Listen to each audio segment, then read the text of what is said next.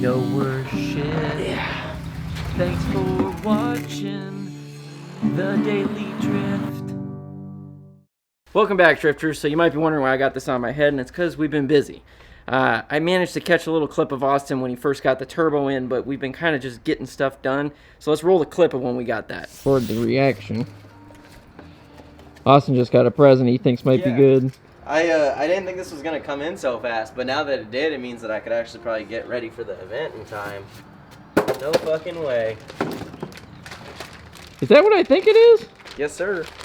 Holy crap, look at that. It's quite big. They said that they wouldn't recommend putting this on a stock like 1.6, but they said a 1.8 and up, or a built 1.6 should be fine. They said it's gonna lag. It's gonna be laggy. I already know, but that's okay, because we're going for power. True. Wow, look at that thing. Oh, yeah. So it's a T4 compressor, but it's a, compressor, but it's a T3 exhaust housing, and it's a V-band.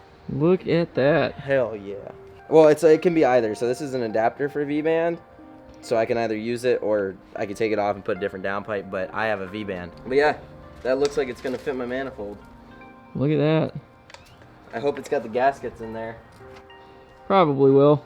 That's a pretty massive turbo, though. I thought it was a little smaller than that. Yo, that's crazy. Jeez. Yes, it is a China Charger, but let's be honest, I don't drive this car daily, and we don't really drive it a lot, so when I do drive it, I want it to be fun. It's a little bigger than I thought it would be. Jesus. That's massive. That's gonna be fun. I'm gonna have to reroute my intercooler piping. Jesus. That is insane. That's a big ass freaking turbo. So it's gonna sit like right there. It's gonna sit like that. Good lord. Yeah, it's pretty big. I'm kind of worried now. You're worried? With the size of it, I don't want to blow my engine. I mean, forged crank, forged piston, forged rods. I mean, we covered all the bases. It's gonna be a lot of work, but it's gonna be fun. Diff, drive shaft, everything's good. The trans is probably the weak point. The clutch is good, but the trans itself is, I don't know. We'll see. Yeah, it's pretty crazy, right? So, what do you got to say about it? So, I obviously got work and everything else going on, so I've been like trying to just do what I can on the Miata, and I haven't picked up the camera, and that's my fault. But we got the turbo on, and we got the manifold on. We got the intercooler piping going like it should. Now we need to do the downpipe. That's the most important part. That is like fabrication wise. Also, I am the epitome of safety right now. I got my hearing protection, my eyeglasses, gloves. I feel like a real safety man. But anyways, so Kyle, he already like chopped off the old part, and he ground out all the welds, but there was a little weak point that we got to fill in. It's just a little pinhole. Just a little guy. Don't worry about that guy. He beveled it, and I was just like over here filing it, thinking I was doing the right thing, and I totally fucked it up, so then I tried to put it back. But we'll see. Anyway, so here's what we've done so far. It was nice and shiny, but the car sits outside, so it got a little rusty. So, manifold on, the turbo bolted on there, the back portion of the turbo, the wastegate actuator and stuff, and V-band adapter is bolted on there like it should be. And we got it clocked properly, so we'll come to this side. So we had to clock it differently than the old one that kind of had it coming out here for the intercooler piping. Now we got it going down through like the power steering and this little gap we found, and it goes straight down, out, and then into the intercooler, and now it's not hanging as low as it was. Last time it was probably like 2 or 3 inches above the ground. Now it's like properly about 5. So I could lower the car if I need to, but I don't know that's happening today. We got a lot to do. So now that's all that we have left. Welding this, then a bypass going from here to here, because it's not an oil, it's just an oil cooled turbo. It's not liquid cooled by coolant or anything else. Kind of scared me at first, but apparently that's normal for these turbos. Then radiator, catch can, manual boost controller on, and head studs. I forgot about those till about 5 minutes ago. Gotta do all that before it gets dark. So the main thing is get this done. This is gonna take the longest, hopefully, and after that it should be hopefully, fingers crossed, smooth sailing, and we can get this thing done and ready. Today's Thursday, church event Saturday. but I have a date with the tuner tomorrow at 10 a.m. So this has to be ready. Then tomorrow we can focus on getting the RX-7 finished up. All right, Yeah. we'll get started. Dang, Louie, chill out. We're gonna be busy here for a minute. So Austin's under the car right now. Basically, I'm gonna hand him a piece of this. He's gonna get it lined up as best as he can, and we're gonna tack it on. And then we're gonna take it off and weld it and do all that good stuff inside the garage. So it should be fun. You got that down there? Yep. Get that in the relatively same space you were thinking.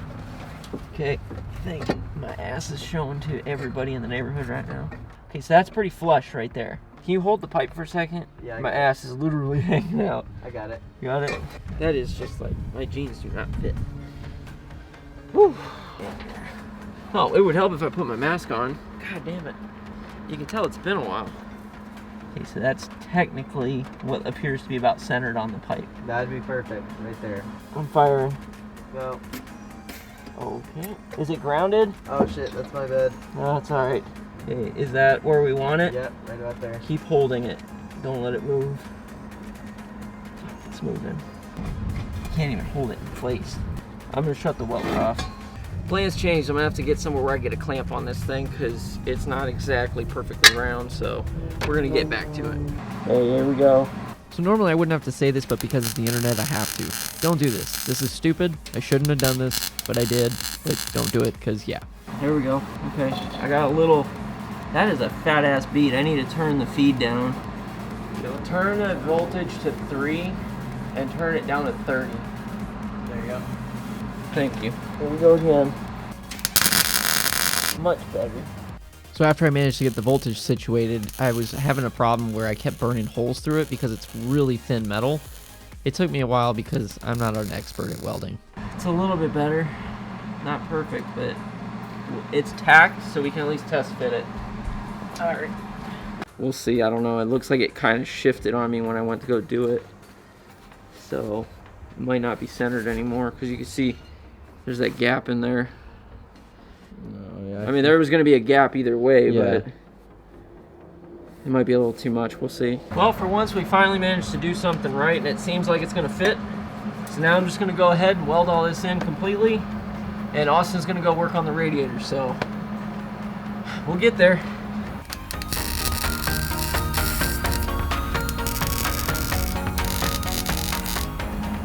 Getting there. She's having a pee. So if y'all remember, I bought this radiator a while ago when we first were redoing the Miata, and yeah, I kind of screwed it up because I tried to jam it in there into the engine bay. Yet again, I used that same innuendo on accident. Anyways, I busted up one of the cores. I took this to a radiator shop in town that is known for race cars and whatnot. They patched this thing up super quick, less than a day, and it only cost me 25 bucks. Hopefully I won't have any more cooling issues.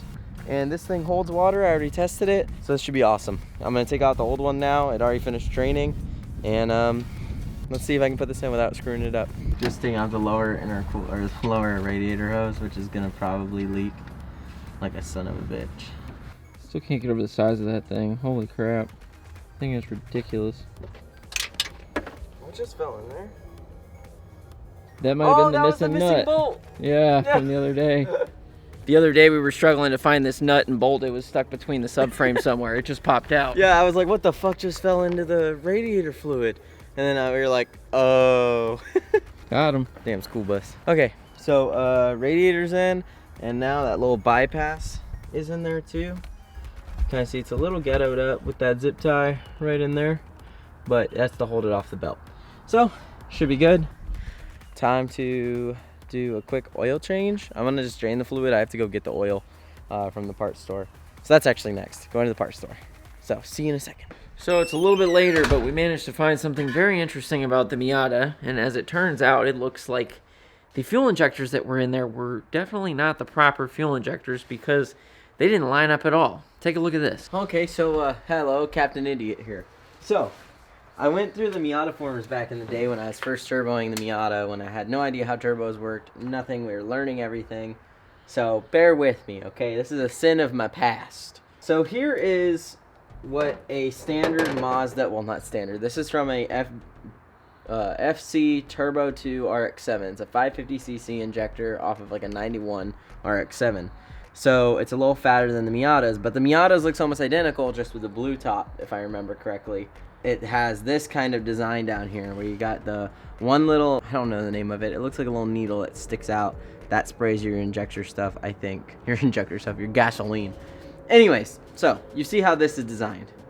Well, on the Miata forums, they say that you can do the Toyota, like the Mark III Toyota Supra non-turbo injector. That's what I have here. Everything looks the same up here, right? Looks identical and whatnot. But then when you go down here, it's a totally different style.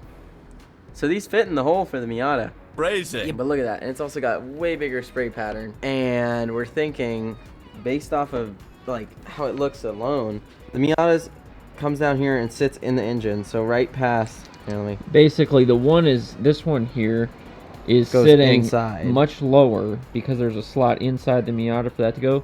This doesn't even sit inside the hole, and it's a whole finger length difference of the height of it. So as these two are sitting in here, this is already going to have to sit up here in the fuel rail, and so we're losing that much clearance as it is, and it's barely even in the injector slot.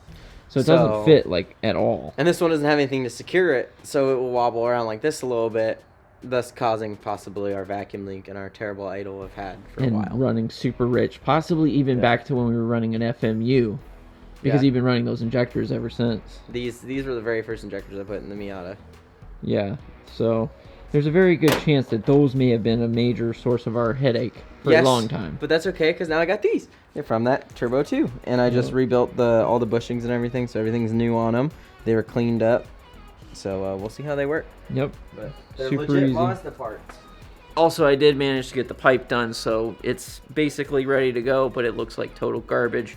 It only took me all damn day, but I got it done. That's the hole, and you can see inside there that it actually goes down quite a bit, and it's not recessed very much, so that's part of the reason why it wasn't fitting properly. Say what? I never greased them when I put them in the first time. Never greased the O-ring? Didn't grease the O-rings. Where do I grease it? Which one? Right around the hole. Yeah, you just put a little Vaseline on the O-ring. Can I put it on this? Because this is where the No, O-rings. no, it's just the O-ring. On the outside? Outside, inside, all the rubber, basically. Anything rubber, give it a little bit of Vaseline. You always got to lube your holes. Like that. Yep, just like that. I think I got a little in this spot. It's okay, because luckily it's petroleum, so it's from the same thing that your gas is made out of. That's good. Just gotta kind of fit it in there, and then... I can't see. That's the problem. I'm trying to go by feel. Oh. Oh, yeah. Got her? Yeah, she's in the hole. Well, that's one down. Oh, Oh, my God. there goes the light. I'll get a battery. On the 7th day of Christmas, we didn't get any light. Damn it. Ah, plan B. And not the schmishmortion kind. Are we gonna get lucky? Hey, look at that. Cool. Got some light. That's a little bit better. As Austin's like, I can't see shit. Oh yeah, this is the ugly pipe I did. Got a V-band clamp on it now. It just looks like junk, but it works. And there's no holes. The time has come. We're gonna see if we can start it. It's got oil in it. It's got the radiator fluid. I don't know why I keep calling it that. Coolant. Got that in there. Everything's hooked up. Fingers crossed it should start, but I don't know if it's gonna run well because it's still got the old tune. I'm just trying to see if I can run it long enough to be able to bleed the coolant. But let's check it out. I'm excited, but I'm also scared. It's so late. It's like 11 o'clock now.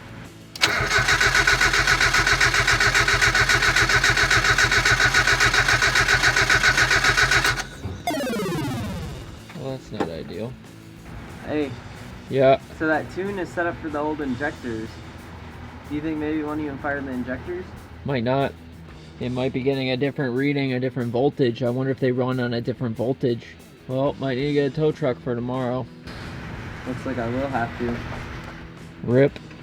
Well, even though we didn't manage to get the thing started today, we will eventually. So stay tuned, guys. Be sure to hit that subscribe button. Maybe check out one of our other videos, and I'll see you in the next one. And just remember, keep it nice and easy.